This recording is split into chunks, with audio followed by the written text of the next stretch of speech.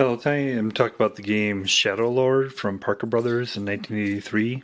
The ultimate struggle for the ultimate prize. So it's a family kind of game, obviously, from Parker Brothers. It's a kind of a standard kind of game board size box, 10 inches by 20 inches or so by like an inch and a half. The cover is kind of interesting because it kind of, it implies it's like a fantasy or medieval kind of game. But you do see a little bit of evidence that it's a space game. You see like a little spaceship and planets in the background. So that's really the only thing from this that indicates it's a space game. I kind of wish that the cover more indicated space. I guess it kind of gives like a Masters of the Universe vibe or something. On the back it gives you a bit of a sense of it. 10 to adult, 2 to 4 players, 1.5, 2.5 hours. So a bit of the background here. The legend, he ruled the galaxies of the universe with wisdom and justice and powers that no man or woman has ever possessed. His name was Star-Lord, and his word was law. When he grew old, he created a beautiful and mysterious crystal that harnessed his wonderful powers so they might be preserved for his children. He called it the Power Stone. When Star-Lord's death came to pass, into the Shadowlord's hands fell the Power Stone, and a glorious civilization crumbled into darkness and decay. If this civilization is to flourish again, one, and only one, rightful heir must emerge as a Star-Lord successor. Who will it be? Master of Earth, Air, Fire, Water? Or will the Shadowlord overpower them all? The object? To become the master of the universe by defeating your opponents before the timer declares the Shadowlord as won. Each player assumes the identity from the Masters of Earth, Air, Fire, Water. Starting with 2 allies, you'll travel throughout the galaxies of the universe in search of warriors, merchants, and diplomats. And the power cards, spaceships that will make them powerful. Powerful enough to defeat opposing alliances in exciting and suspenseful duels. Strong enough to withstand attacks from the mysterious shadows. Mighty enough to challenge the Shadowlord for the power stone that gives its owner greatness in battle. The secret to survival is accumulation of power, sabotage of opponents' alliances, and strategic use of your characters, each of whom has a special job to do. In its contents, it's got an impressive array of nice components, especially for the time. The rulebook is contained in this pamphlet here of 24 pages. It's got some nice useful trays here. For 4 players, there's these different colored power rings, which effectively kind of work like a fleet because these individual items are spaceships, and you put a number of these spaceships in the power ring. So, like I said, the power ring is kind of effectively a fleet, but they're very, very well done. And each player color has 8 of these, and then the Shadowlord has 9. And the unique ones are shown here. The Power Stone, this device here, there's 2 of them. One is to show the tracking here, and the other is to basically put into individual power rings. The Power Stone here basically functions as a timer, so each time you cycle through the cards, you move it 1, and that's effectively your timer in the game. This is the handy holder for the cards, and it's got 2 unique and well done 8-sided dice. These are the power cards which you draw, and they have values of 0, 2, 4, 7, and 10, so distributed on those. These are 4 special event cards. Each are identical. We'll show how that comes into play during the game, but based on the die rolls, it shows you what special event you do. And there's also characters. There's 3 classes. There's diplomats, merchants, and warriors, and these are their combat values, 0, 3, and 6. In the Star Masters, there's one for earth, air, fire, and water, and again, combat values. And these are all the player cards, and the art is very well done. Again, they look like fancy characters, but you get a little bit of indication it's space because you get planets in the background and some kind of space elements. So, but especially for the time, they're very well done. Very pleased with those. This is the battlefield, which is, again, it's innovative and nice that it, on one side it contains the components of the box, but then on this side you put power rings and discs and cards, and then you do your battle on this nice battlefield here. It's really great that it has that included. And this container as well is very well done. It holds the components very well. And there's, as far as spaceships, there's 150 total spaceships. There's 28 total of the portrait cards. So these discs down here, these are character discs that indicate the various characters that are going in a power ring, and you set them in there as such so that they are basically effectively part of that fleet. So you have one of those for each of the characters. These over here, these are shadows.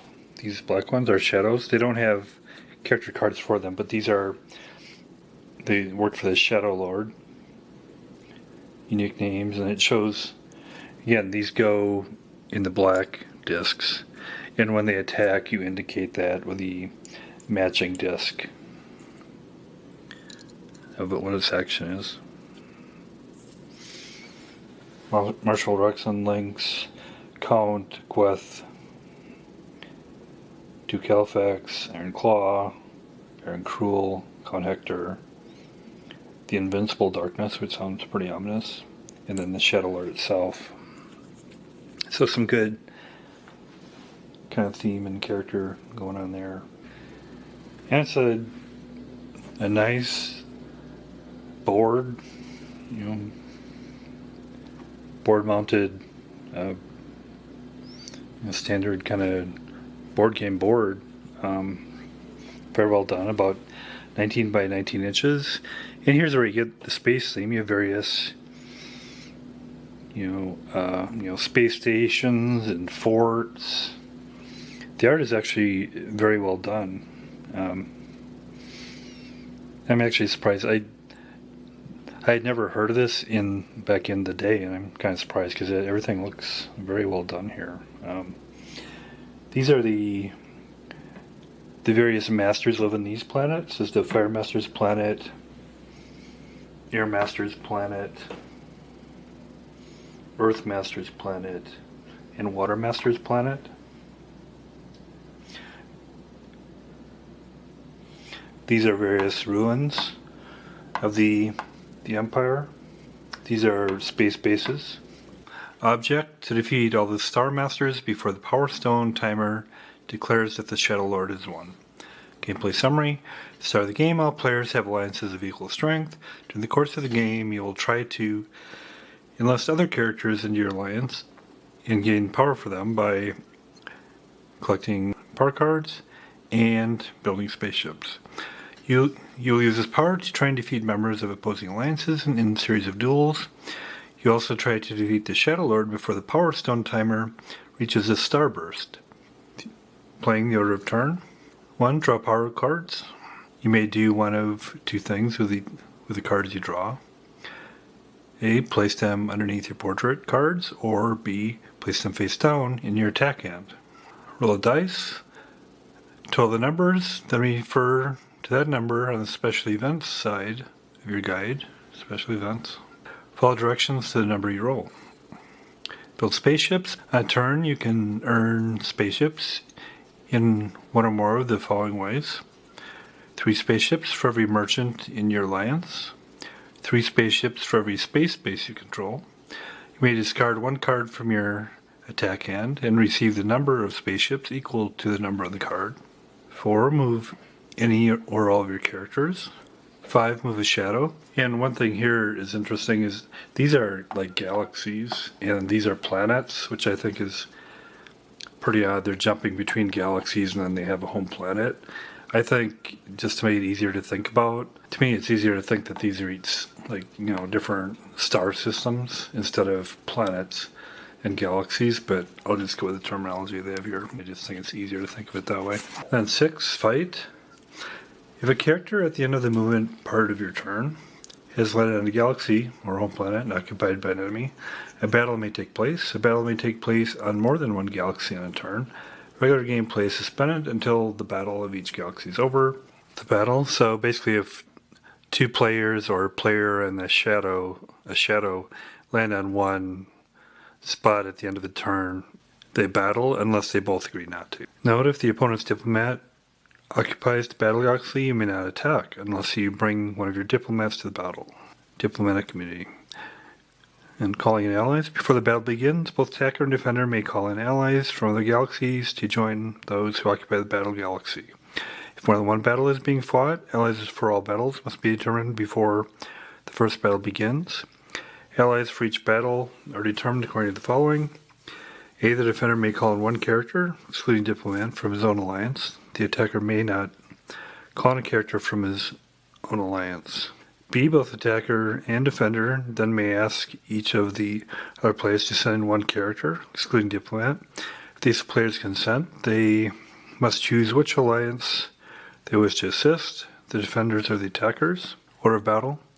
Attacker places character onto one circle.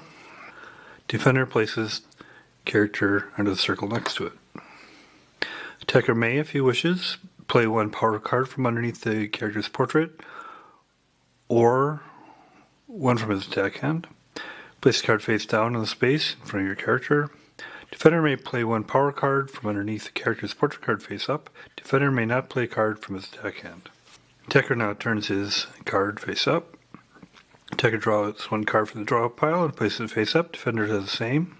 The outcome: each player tells the strength points of his character. Total strength points equals character's point value plus number of spaceships in its power ring plus total point value of the power cards played on each side of the battle. The winner is the one of the most points. Winning the battle, destroying spaceships. The winner of the battle immediately draws a card to see how many spaceships were destroyed during the battle. Both winner and loser are subject to losing spaceships in the following ways. Start with the loser and remove the appropriate number of spaceships up to the number indicated on the card.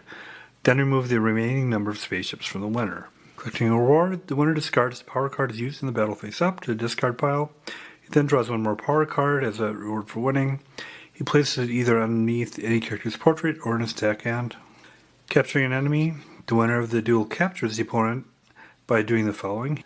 He removes from the loser's power ring any spaceships it might still have and replaces them with an equal number of his own. Spaceships won in a duel may be given to any character present in the battle, being a captive. The victor and captive are moved back to the galaxy where the battle began. The captive remains underneath the victor until he escapes, is won back by a member of his own alliance, or a deal is made with the victor. Fighting a shadow. If you land on a galaxy occupied by a shadow, a battle occurs. Fight the shadow just as you'd fight any other character. You may call in allies, the shadow may not. If the shadow is defeated, he's moved from the game. You may place any of his ships that haven't been destroyed with an equal number of your own. You may give them to any of your allies present in battle. Likewise, if the shadow wins, you may replace any of your remaining ships with an equal number of his own. End of voting. Rules for a 2-player game. 2-player game plays like a 4-player game with the following exceptions. Each player controls 2 alliances, either red-yellow or blue-green. Play proceeds to the left as usual, so the players alternate turns as well as alliances they control each turn. Keep all portrait cards in front of you for easy reach, but keep only 1 attack hand. Voting rates are suspended. Allies are called to battle in the following way. Defender may call in 1 character. For each of his alliances controlled, the attacker may call in 1 character, excluding diplomats from the alliance not involved in attack. If one of your Star Masters is defeated, he and the characters under his command are removed from the game. Rules for a 3-player game. 3-player game plays like a 4-player game, with the exception 2 players next to you occupied home planet must move in the direction of their first turn. Here it's set up. I'll be doing the 2-player game. So it's red and yellow versus blue and green. They have the portraits of by the home planets here. Have the portraits of the master, fire master, earth master, air master, water master. Each player takes 1 warrior and 1 diplomat. So and then you put their corresponding disc here. Fire is Randy and Deems. Earth is Astrid and Erling. Air is Axel and Sigurd. Water is Bernard and Boris. 3 power rings. So you put the master and then the 2 other characters in the power rings. 3 spaceships distributed among. So I just put 1 spaceship in each power ring for each. All their main character discs of the players and also the shadows are placed face down. Then you randomly distribute them among the galaxies, or I would call them systems.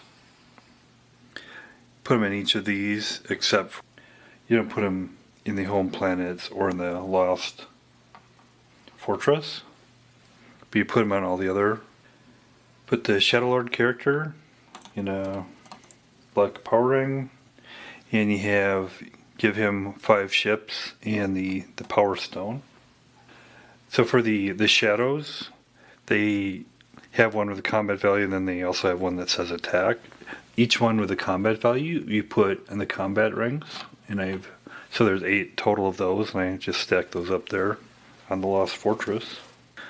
Shuffle the power cards, and I put them in the tray. It's a draw pile. Power stone marker starts up here. Battlefield's here. Storage tray here. To see who goes first. This is for blue-green. Blue-green goes first. Then we'll get into play. So blue-green goes first. Draw a power card.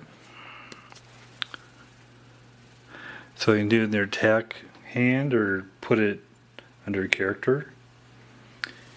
You'll put it under this character.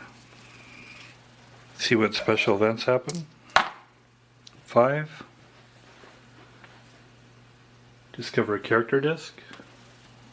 So that's handy. I'll turn over this one.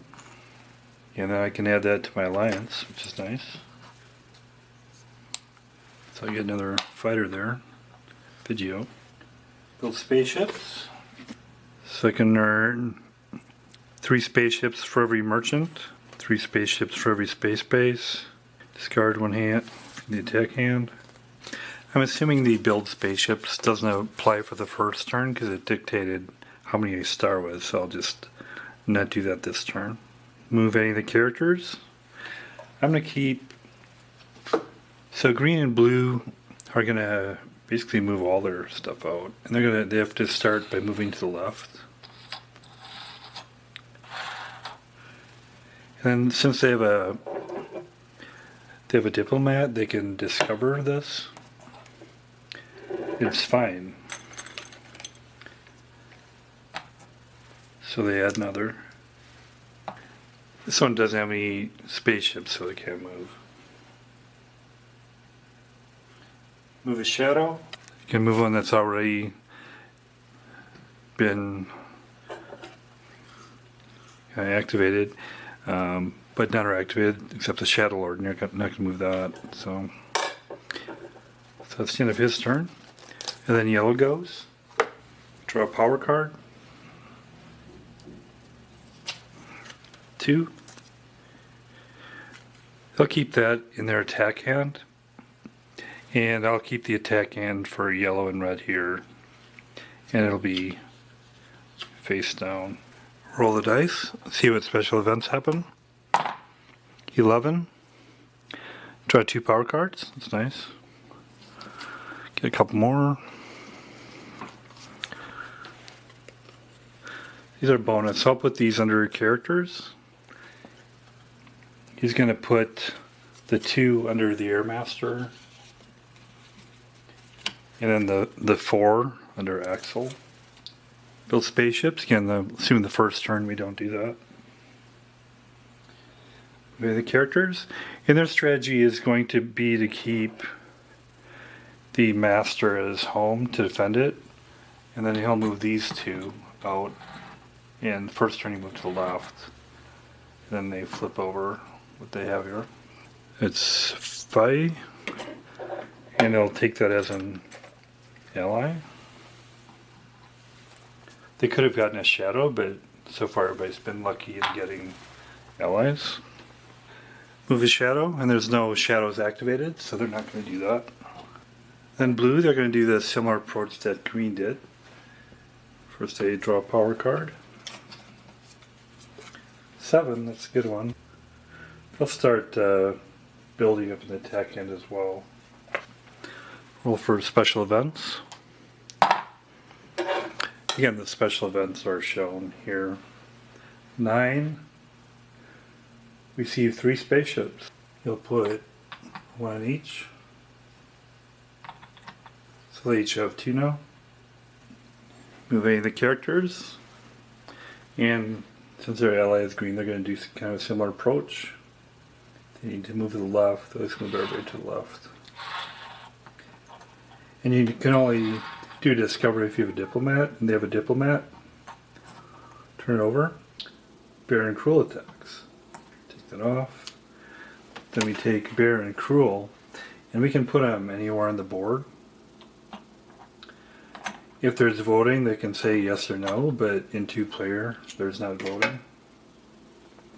The voting would add more, kind of more politics to it, I guess. And obviously he wants to go against red-yellow.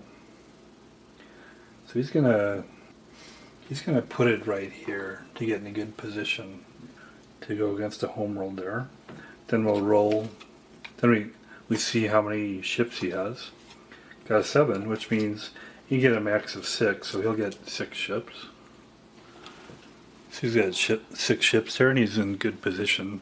And there aren't other ones around that he would move, so that's the end of his turn. Red goes, draw a power card, 4. He'll put it under the player there. Do random events. 7. Draw 2 power cards, which is nice. 4 and a 0. He'll just hang on to that. He's supposed to hang on to it even though he'll use it. And then he'll keep this one under his defense hand for the Firemaster. Move ships. He'll keep the Firemaster in his homeworld. Then move these, see what they find. Another shadow. This time the Iron Claw. And they can put the Iron Claw wherever they want. And actually they're going to put them over here because this one's kind of exposed. They'll see how many ships he has. 7, so he gets a max of, he gets 6 ships. And since they're on the same galaxy or system there, there's going to be a battle now. Take the attacker, which is Iron Claw. There, Joe here. See if Vidjo's got any power cards in his defense, and he doesn't. Otherwise he'd put him there. They each draw a card. Shadow gets 0. Vidjo gets 4. Then we total up everything. So the Iron Claw has attack value, strength of 6. He's got 6 spaceships, so 6 plus 6, 12. And then plus 0. Vidjo's got a strength 6. He doesn't have any spaceships, but he's got power card of 4, so 10. 12 versus 10. Iron Claw wins. The result then is he draws a card to see how many spaceships were destroyed in the battle. 0, which is fortunate, because if there were, from that number you take away how many are here and the remainder go to him, and he didn't have any, so it's fortunate, otherwise he would have lost them himself. Discard these power cards face up to the discard pile. Draws one more power card as a reward for winning, 2. So I'll keep the attack pile over here for the Shadowlord. Capturing an enemy character then. So he captures him. He has him now, and he'll go back to the original system, and he can only leave if he escapes. And then finally they can also move. Since there's now another shadow there, the last part of his turn is moving a shadow.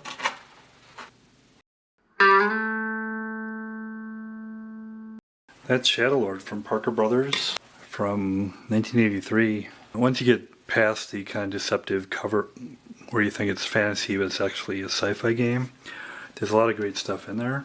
Good ideas. It's got great components, good hard plastic, and the whole idea of fleets with different numbers of ships. And they call them power rings, but if you look at them as fleets going to systems instead of like power rings going to galaxies, which is a little more abstract, it makes it a little more easy to think of, I guess. You have strategies of what do you attack and defend and how aggressive you're going to be. It's got enough here to keep it very interesting. Yeah, it's unique enough that I would definitely recommend it. I'd give it a 7 out of 10. Thanks a lot.